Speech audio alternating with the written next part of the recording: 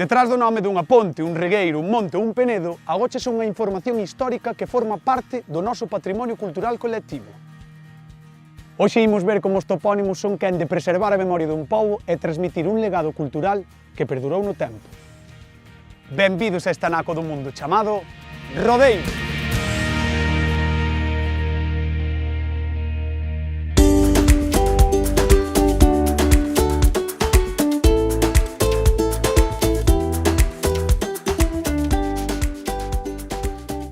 Para saber máis desta terra milenaria e dos seus nomes, quedei con Xoán Carlos, un profesor, antropólogo e escritor que ten un título non menos importante, ser amigo de Rodeiro.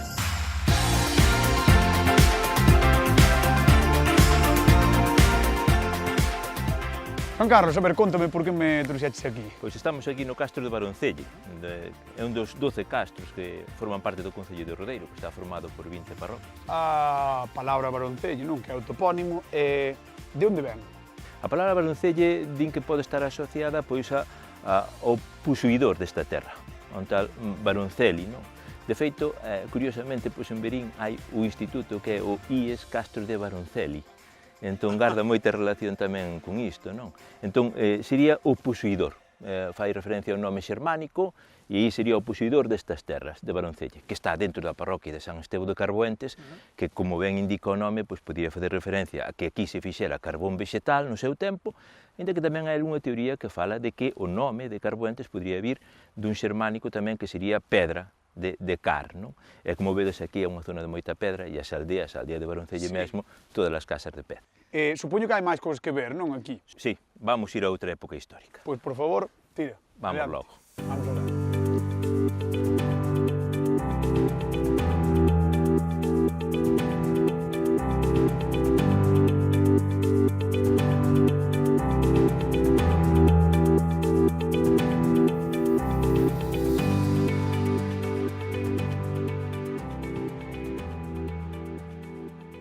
Bueno, Fran, pois temos aquí as nosas costas, a Tulla de Fafián, aquí no lugar do Outeiro.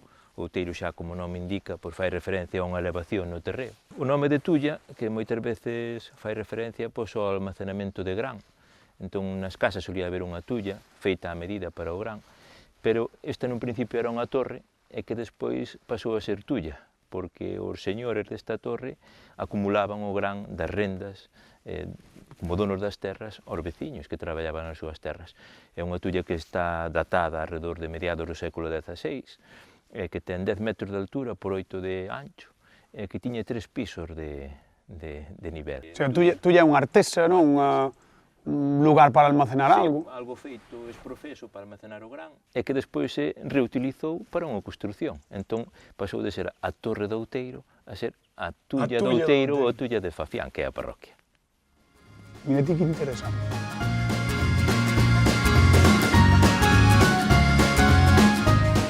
Estamos na ruta do Faro. Aquí agardamos a topar explicación a este topónimo e para iso imos subir por aquí. O Monte do Faro é o pico máis alto da Galicia Central e sei que se poden ver as 4 provincias.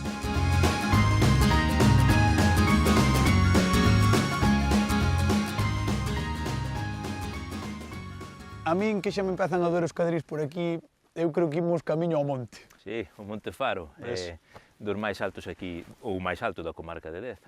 E é o que divide as provincias de Pontevedra e Lugo, e os concellos de Rodeiro e de Chantada.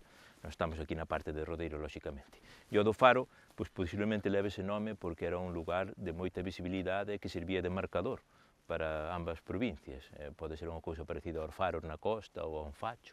E posiblemente antigamente pois aquí se fixera algún lume para ter unha visibilidade extraordinaria de punto de referencia. E na cima está a capela da Virxe do Faro, tamén é indicativo sacralizar este monte. E aquí, bueno, pois temos as terras de Camba. As terras de Camba é unha das cousas que creo que lle vou preguntar ao noso experto, Vicente. Pois pregunta. Seguimos. Veña.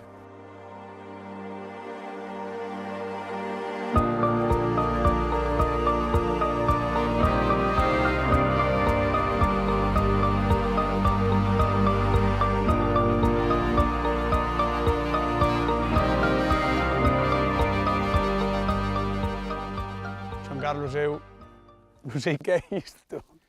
Pois isto é a pena bicuda. Se chamalle pena bicuda pola forma que ten o penedo, que ten forma de bico, forma de pico. Entón, deille que dá o nome de pena bicuda, non? É unha pedra destas de equilibrio, que hai cantidade delas, non, ao longo da xeografía galega. E aquí hai unha lenda que di que debaixo da peneda vive unha moura que foi a que trouxe sobre a súa cabeza. Viña fiando nunha roca e seguida dunha galiña con pitiños de ouro. E entón din que está aí agachada.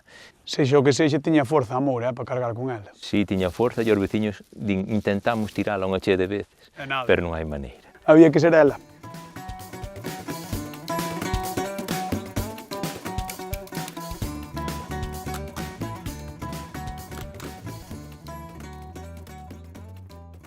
Entendo que por onde estamos, pola forma, pola pedra e todo, aquí hai unha historia, unha lenda, algo. Sí, esta pedra chamanlle a pena dos cruceiros, ou a pedra dos cruceiros, e aquí din que estaba un mozo agardando pola súa moza, viña de cazar, estaba sentado aquí no penedo, coa escopeta cara a él, cos caños cara a él, e veu o irmão da moza, un neniño pequeno, e puxose a monear coa escopeta do mozo.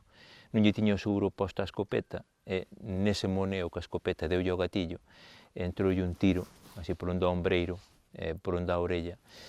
El, claro, co tiro baixou da peneda, andivo que pudo, e solamente puido chegar a 15 metros do penedo, e ali caeu morto. Como recordo dese acontecemento, colocouselle unha cruz aquí na cima do penedo, e outra ali máis abaixo. É que ia che dicir eu que aquí en Rodeiro parece que a historia que se escribe nas pedras ou coas pedras, incluso. Con pedras ou nas pedras, efectivamente.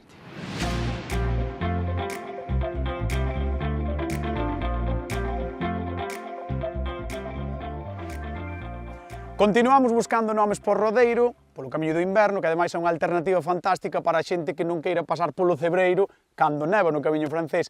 E dixéronme que era moi interesante facelo en bicicleta, pero claro, sempre necesitas a un guía que te leve, así que estou buscando algún que outro para que me poida levar por aí adiante polo Concello de Rodeiro. Ei, Fran, A ver, ó, vente, que chego a enseñar a Ponte de Pedroso. mi madriña, Venga, bicicleta por Rodeiro. E con esa roupa...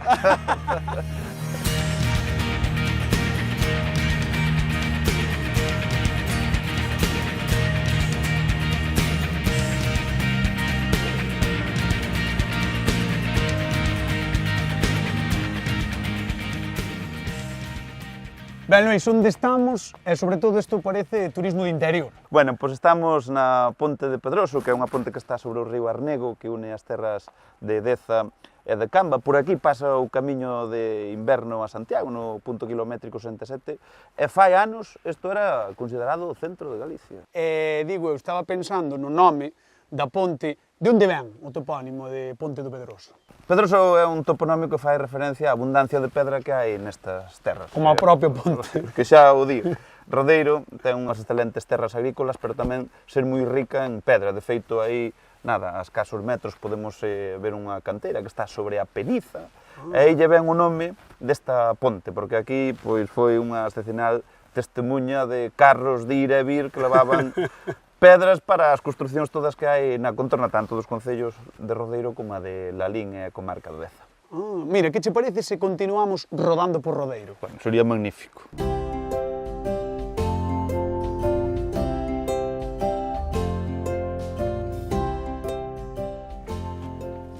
Por certo, Luís, ti como presidente de Deputación, alcalde aquí moitos anos, como é o topónimo oficial de aquí rodeirense?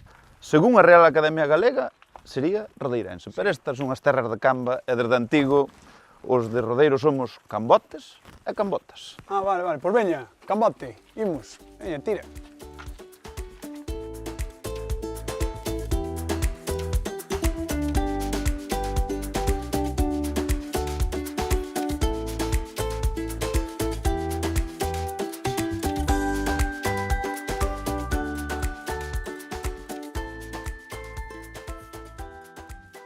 Boas, Vicente. Mira, veño de facer un roteiro por Rodeiro, pero aínda non sei onde ven nin o nome, nin o de Terras de Camba. Pois mira, Fran, Rodeiro xa aparece na documentación medieval coa mesma forma que temos hoxe en día, xa desde o século XII, non? Documentos do mosteiro de Dozón. É un topónimo latino, procede da palabra latina rotarium, sustantivo ou adxetivo derivado de rota, que significa roda, non? A súa motivación, case seguro que é porque existía antigamente un camiño que tiña marcadas as rodeiras dos carros ou das carruaxes que pasaban por el, non? Incluso en moitos sitios que ese camiño era de pedra, pois están marcadas as rodas fundidas na pedra, non? O topónimo histórico destas terras era Camba, por iso das terras de Camba, non? Un topónimo que hoxe en día pervive no nome dunha das parroquias do concello de Rodeiro. E mira, nestas terras existiu unha familia nobre que escolleu para o seu emblema heráldico precisamente unha roda do carro, polas cambas do carro, que son esas dúas partes curvas que ten a roda do carro, non? Cando Camba denomina un territorio de interior, fai sempre referencia a un val, unha depresión do terreo, non? Como é o caso este que temos hoxe e que seguro que ti poideches ver aí con esas maravillosas vistas dos sitios polos que andaches na bicicleta. Cando fai referencia a, pensemos, por exemplo, o nome de Cangas de Morrazo ou que Cambados, que tamén eses topónimos teñen esta raíz cam, pois cando fai referencia a unha poboación que está na costa é porque na costa, no litoral, hai unha gran curva tamén, describe unha gran curva, non? Pois, como sempre, moitas grazas. Veña, ata a próxima. Chao, chao.